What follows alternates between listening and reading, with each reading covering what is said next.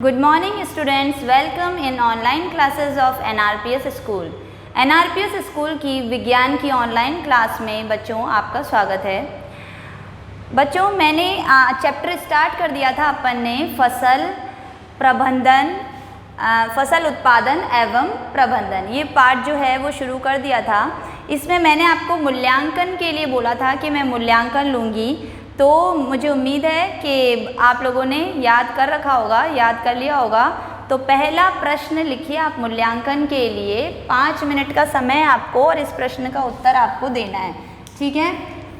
प्रश्न है, फसल किसे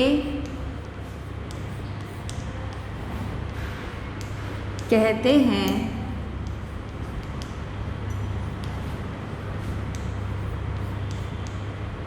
यह कितने प्रकार की होती है?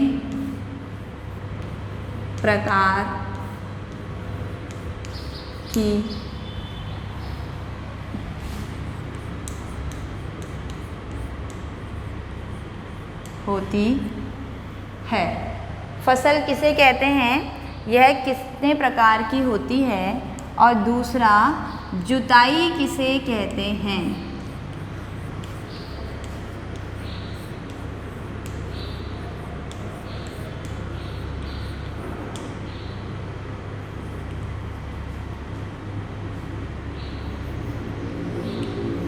जुताई किसे कहते हैं?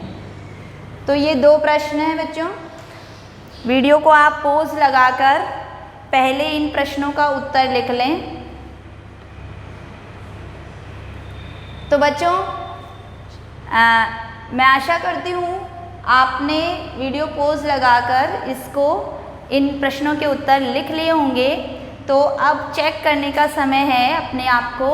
तो चेक करने के लिए मैं आपको उत्तर बता रही हूँ। पहला है, फसल किसे कहते हैं? जब एक ही किस्म के पौधे किसी क्षेत्र पे बहुत बड़े पैमाने पर उगाए जाते हैं तो उसे फसल कहते हैं। जब एक ही किस्म के पौधे बहुत बड़े क्षेत्र पर बड़े पैमाने पर उगाए जाते हैं तो उसे फसल कहते हैं। फसल 2 प्रकार की होती है, खरीफ और रबी, ये लिखना था आपको, ठीक है। जिन्होंने लिख लिया वो अपने आप को 2 नंबर दे दें। दूसरा है, जुताई किसे कहते हैं? मिट्टी को उलट पुलट कर पोला बनाने की प्रक्रिया को जुताई कहते हैं, ठीक है बच्चों। मिट्टी को उलट पुलट कर पोला बनाने की प्रक्रिया को जुताई कहते हैं। तो बच्चों आपने आंसर चेक कर लिया होगा, इसमें भी 2 मार्क्स दे दो अगर सही है तो, और नहीं है तो कट कर लेना। ईमानदारी होनी चाहिए आप में, और अपने आप को मार्क्स दे दीजिए। चेक बाद में मैं करूँगी जब आपकी रेगुलर क्लासेस होगी। अब देखिए बच्चों, आगे बढ़ते हैं हमने जो अपन फसल के विभिन्न चरणों के बारे में पढ़ रहे थे। सबसे पहला चरण आता है कि मिट्टी को तैयार करना, ठीक है। और उसके बाद में आता है उसमें बुआई करना, बीज बोना।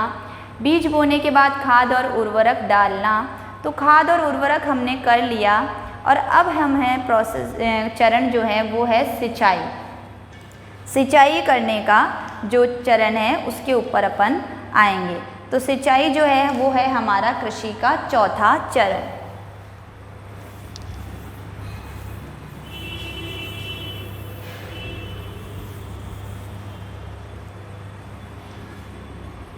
चौथा चरण है सिंचाई।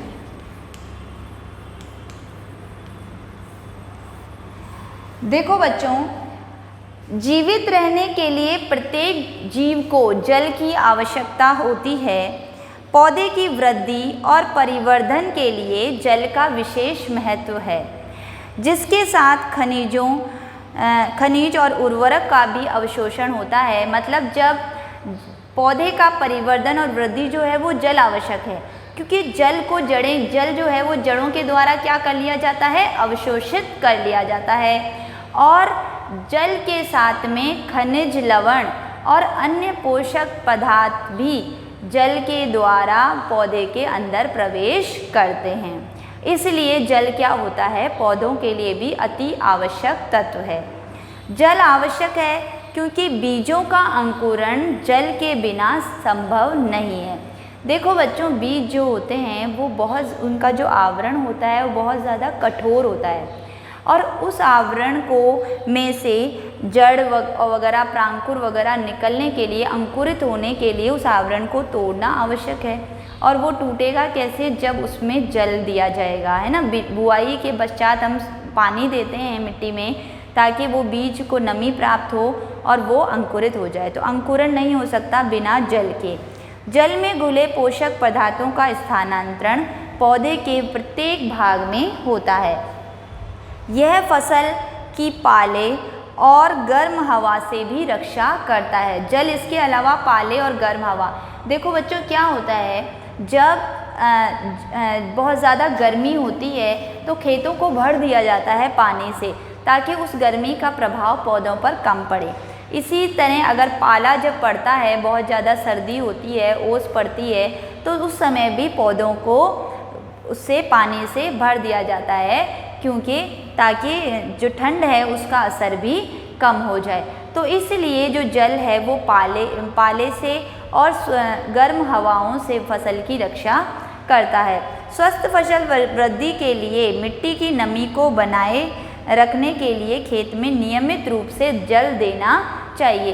तो फसल को स्वस्थ रखना और मिट्टी की जो नमी है उसको बनाए रखने के लिए हमें क्या करना पड़ता है? नियमित रूप से जल देना आवश्यक है। निश्चित अंतराल पर खेत में जल देना सिंचाई कहलाता है। अब बच्चों देखो, सिंचाई जो है वो क्या है? सिंचाई किसे कहते हैं? निश्चित अंतराल पर जल देना, ठीक है, उसे कहते हैं हम सिंचाई। तो सिंचाई की परिभाषा लिखिए, निश्चित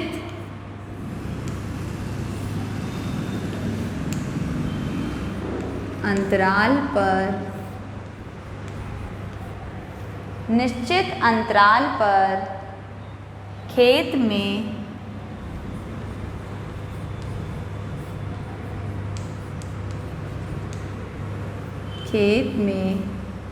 जल देना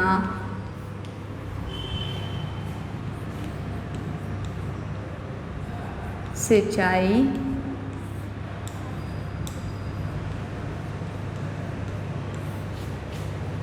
कहलाता है।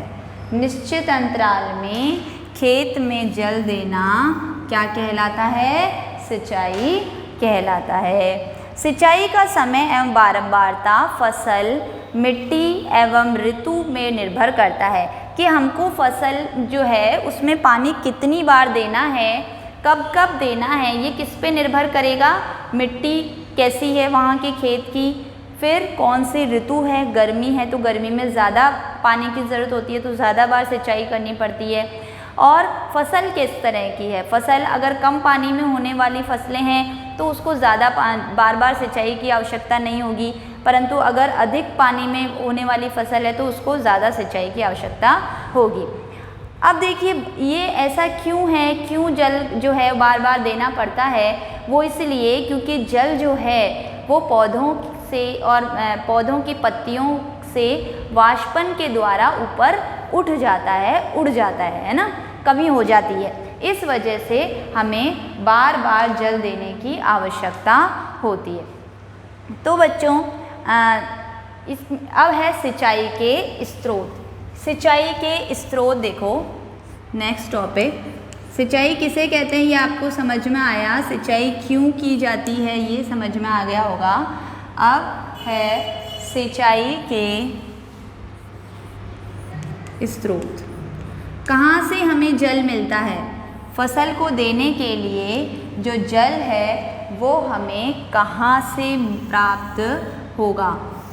सिंचाई के स्रोत। तो सिंचाई के स्रोत है बच्चों कुएं, जलकूप, नलकूप, तालाब, झील, नदियाँ, बांध और नहर, ये आदि ये सब क्या हैं? सिंचाई के विभिन्न स्रोत हैं। तो लिखिए कुएं,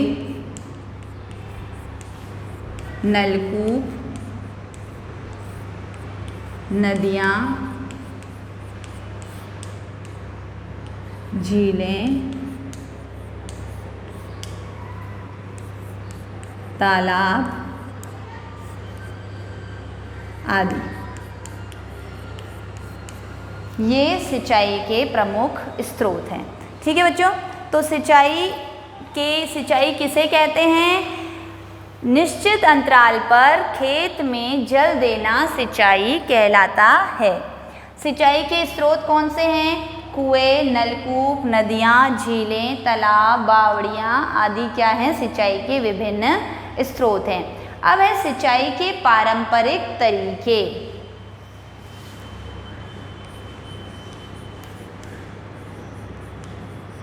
सिंचाई के पारंपरिक तरीके। देखो बच्चों, सिंचाई जो है, सिंचाई की पारंपरिक तरीके जो प्राचीन समय से चल रहे हैं वो, ठीक है, और आधुनिक तरीके, सिंचाई के आधुनिक तरीके भी हैं। सिंचाई के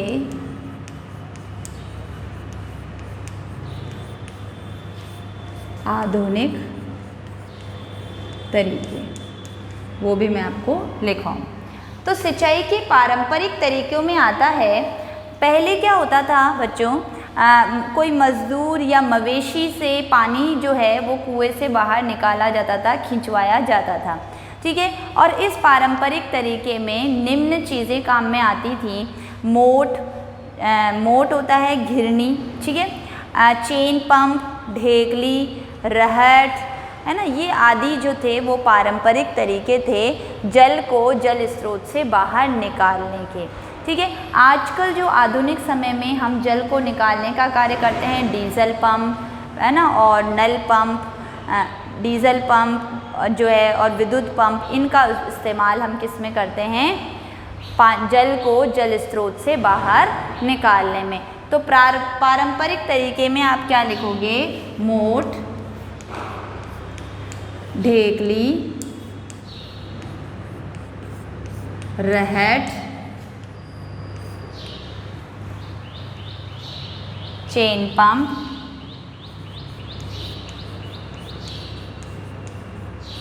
आदि। ये तो पारंपरिक तरीके हो गए, पारंपरिक साधन हो गए जिससे जल जो है वो बाहर निकाला जाता था। आधुनिक में आ जाएगा डीजल पंप,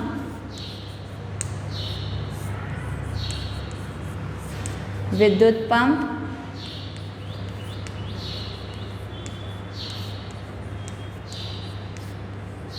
आदि।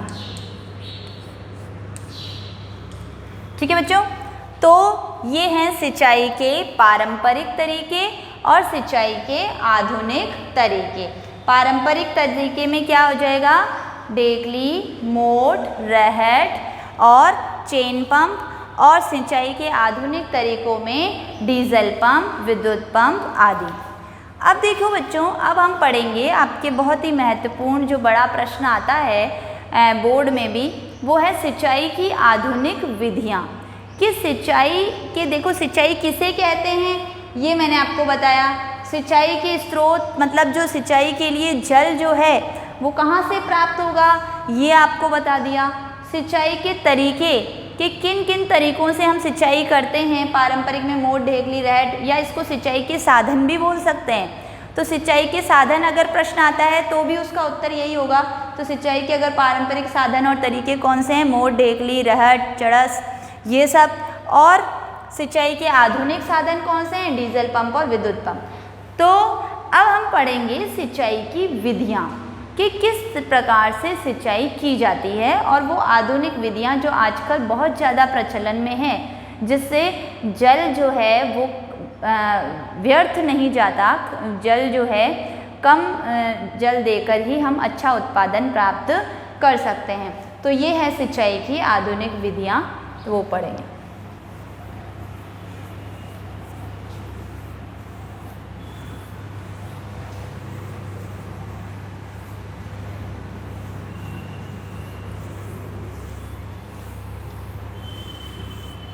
तो सिंचाई की आधुनिक विधियाँ।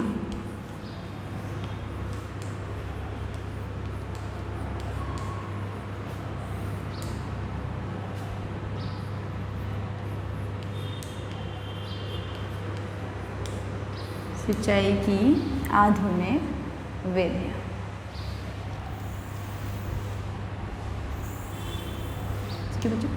सिंचाई की आधुनिक विधियों में बच्चों दो विधियां हैं, एक तो है छिड़काव तंत्र और एक है ड्रिप तंत्र। ठीक है, दो विधियां आती हैं इसमें।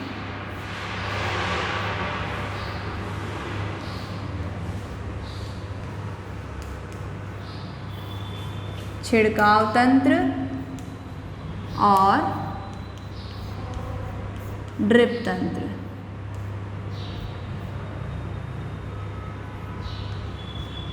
ड्रिप तंत्र, छिड़काव तंत्र और ड्रिप तंत्र जो हैं वो सिंचाई की दो आधुनिक विधियां हैं। तो इनके बारे में मैं आपको समझाती हूँ। पहला है छिड़काव तंत्र।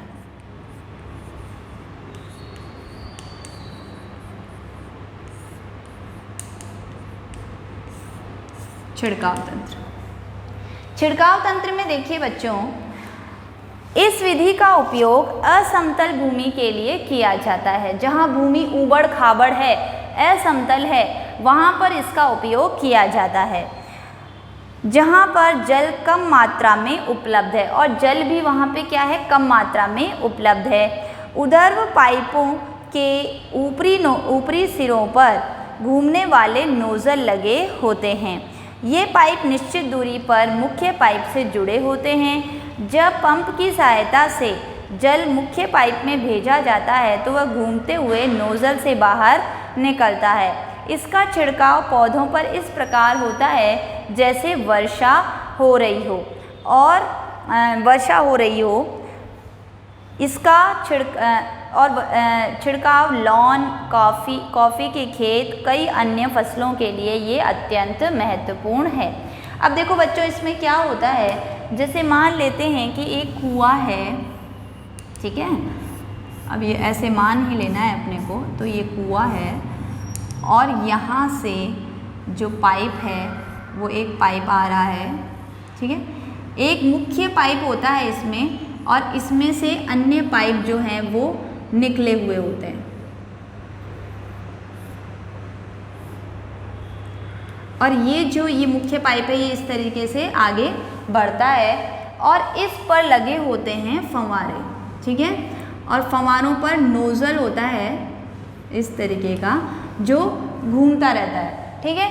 और ये फंवारे जब हम जो पंप है उससे जब पानी जाता है मुख्य पाइप में, तो मुख्य पाइप में जाने के पश्चात ये नोज़ल क्या करने लगता है, घूमने लगता है, और इससे इस तरह से जो जल का छिड़काव होता है जैसे कि वर्षा हो रही हो।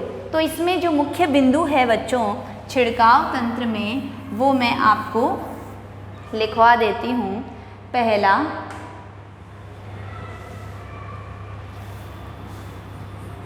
इस विधि का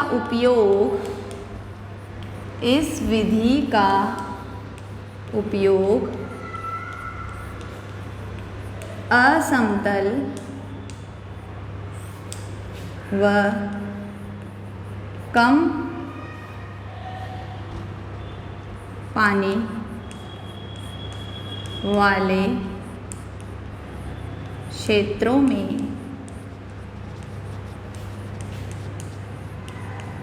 किया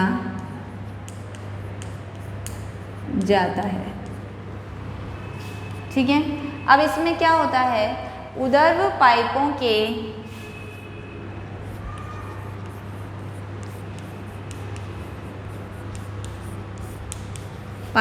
के ऊपरी सिरे पर नोजल, ऊपरी सिरे पर नोजल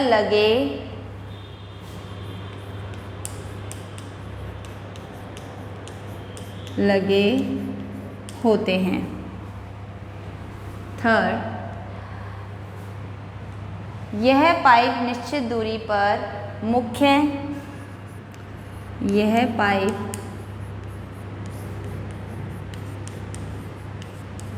निश्चित दूरी पर मुख्य पाइप से जुड़े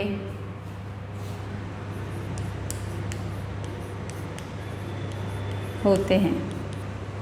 ठीक है, इसका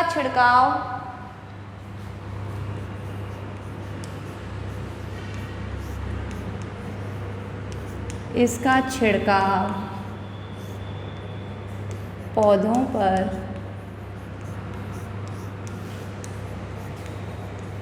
वर्षा की तरह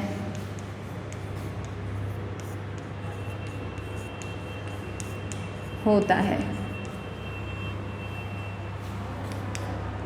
यह विधि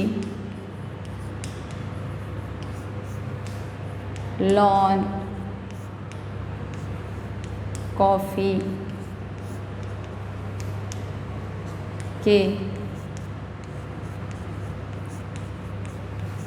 खेतों के लिए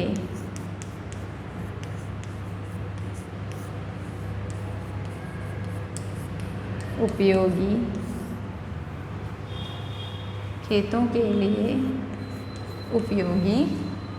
है। ठीक है बच्चों, तो समझ में आया आपको छिड़काव तंत्र। इस विधि का उपयोग असमतल व कम पानी वाले क्षेत्रों में किया जाता है। उधर पाइपों के ऊपरी सिरे पर नोजल लगे होते हैं। यह पाइप निश्चित दूरी पर मुख्य पाइप से जुड़े होते हैं। इसका छिड़काव पौधों पर ऐसे होता है जैसे कि वर्षा हो रही हो। और इस विधि का जो उपयोग है वो कॉफ़ी, लॉन आदि खेतों के लिए ये अत्यंत उपयोगी विधि है। अब बच्चों दूसरा जो है वो है ड्रिप तंत्र। ड्रिप तंत्र में क्या होता है कि एक पाइप जो फलों वाले खेत होते हैं, जहाँ पे फलों की फसल होती है, फल लगाए जाते हैं, बगीचे जो फलों के बगीचे होते हैं, उसके लिए ये बहुत ज़्यादा उपयोगी है ड्रिप तंत्र।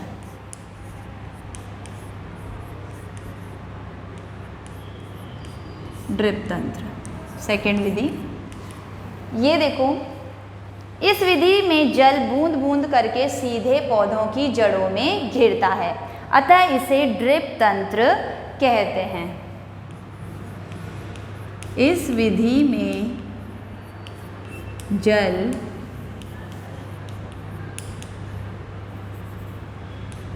बूंद बूंद करके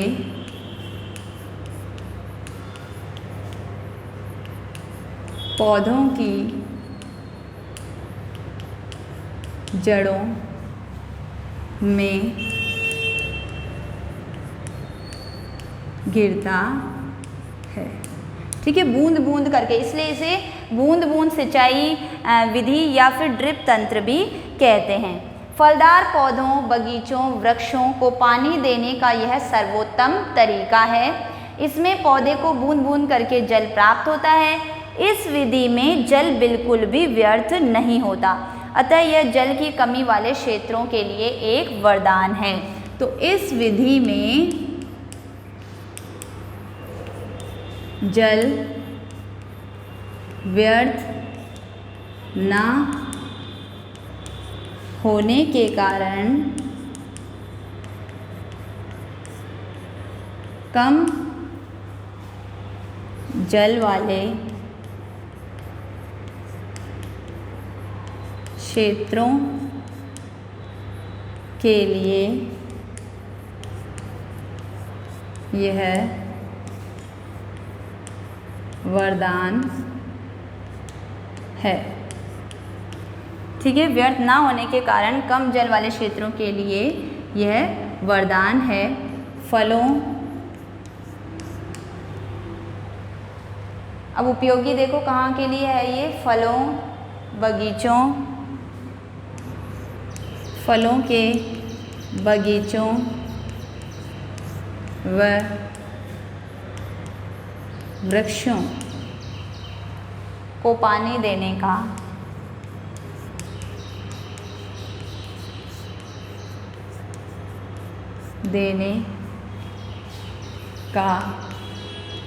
यह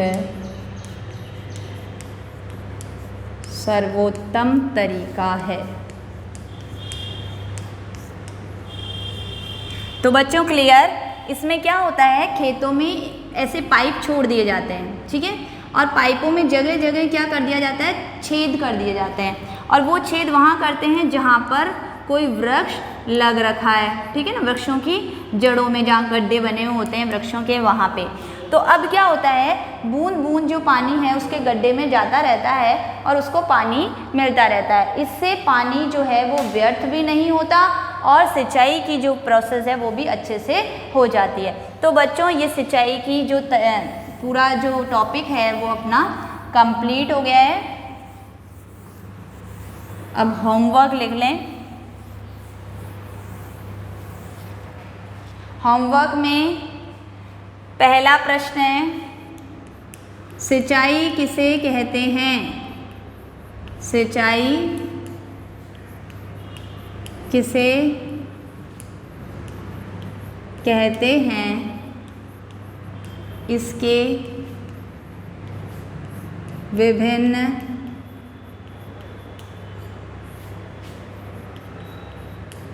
स्रोत लिखो। ठीक है, सिंचाई के लिए जो जल है वो हमें कहाँ से प्राप्त होता है वो आपको लिखना है।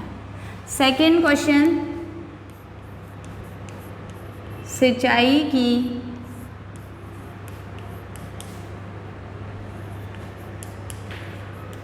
आधुनिक विधियों को समझाइए। तो आधुनिक विधियां जो हैं, छिड़काव तंत्र और ड्रिप तंत्र, इसके बारे में आपको समझाना है। जो मैंने लिखवाया है वो बिंदु आपको याद करने हैं और अच्छी हैंडराइटिंग में आपको काम करना है। So thank you, stay safe, stay healthy. बच्चों लेक्चर 4 में जो मैंने आपको पढ़ाया है इसके लिए मैं मूल्यांकन लूँगी आपके लेक्चर 5 में। तो मूल्यांकन के लिए आपको रेडी रहना है।